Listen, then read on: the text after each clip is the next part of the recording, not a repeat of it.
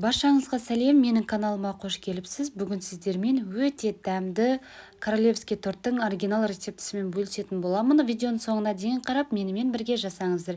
Міне осылай бисквиті без пропитка жасалынады. Яғни пропиткасыз өте жұмсақ болып жасалынады. Алдымен жұмыртқаға қантымызды қосып, өте жоғары скоростта миксерлейміз. Менде жұмыртқа S0 категориясы, яғни үлкендеу жұмыртқа болса, біздің массамыз жақсы көпіретін болады. Міне осылай аппақ болғанша миксерлеп аламыз. Сосын оған сүтімізді, сұйық майымызды құямыз. Жай скоростта миксерлейміз енді. Ұнымызды електен өткізіп, ұнға қопсытқышты салып, електен өткізіп, аз-аздан сала отыра, жай скоростта миксерлейтін боламыз. Осылай бірден барлығын салып жібермейміз, ұнды 2-3 рет бөліп отырып саламыз.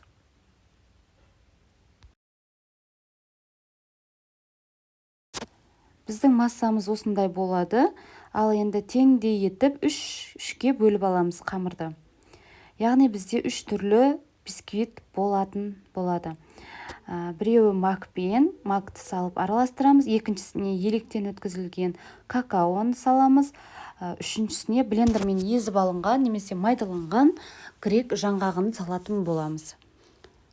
Осылай әрқайсысын біркелкі масса болғанша жақсылап араластырамыз. Міндетті түрде массамыз дұрыс араласу керек. Ал енді әрбір бисквитті, яғни коржды жеке-жеке пісіріп аламыз. Форма менде 20 диаметрлі форма. Осылай массамызды құйып, алдын ала қызып тұрған пеште 180 градуста пешіңіздің ыңғайына қарай 15-20 минут шамасында пісіп қалады. Барлық корждарымызды дәл осылай пісіріп, әбден суыған күтеміз. Ал енді кремін дайындаймыз. Міндетті түрде салқын сливки. Осы кремдер жайлы менің каналымда бар. Қалай крем дұрыс шығуы жайлы сливкимен. Қант, яғни сахарный пудраны салдық, миксерлейміз, аппақ болып кішкене көтерілгенше творожный сыр саламыз. Тағы да жоғары скоростта миксерлейтін боламыз. Корждарымызды пергамент қағазына шешіп, тортымызды құрастыратын боламыз. Кальций міндетті емес. Кальций тек тортымыздың теп-тегіс шығу үшін. Не осылай кремімізде дайын. Әрбір корждың арасына кремдерімізді жағып, тортымызды құрастырамыз. Тортты құрастырып болған соң, кальцийны шешпей, холодильникке кем дегенде 3-4 сағатқа қалдырсаңыз, біздің тортымыз тағы да теп-тегіс, орнынан жылжымай, корждарымыз жақсы әдемі шығатын болады. Мен ондай күтуге уақыт болмағандықтан сразу шешіп жасаймын.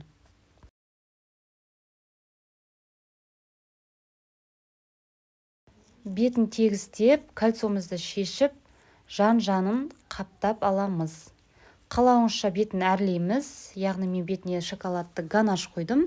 50 грамм сары майға 100 грамм Қазақстан шоколадын қалындау ыдыста немесе су буында ерітіп аламыз.